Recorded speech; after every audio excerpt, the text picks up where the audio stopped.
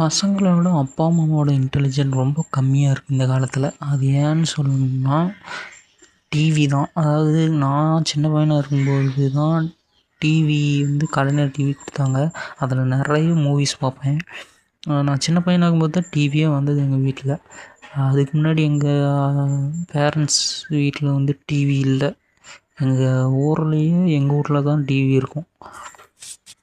அதில் இருக்கிற படத்தெல்லாம் பார்த்து நிறைய நாலேஜ் நான் கெயின் பண்ணிக்கிட்டேன்.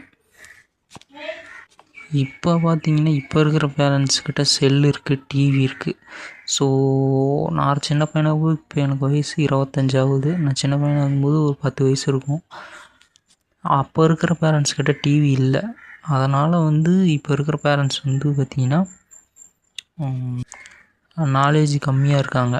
இனிமேல் வரக்கூடிய பேரண்ட்ஸ் பார்த்திங்கன்னா இப்போ எனக்கு 25 வயசாகிருச்சு.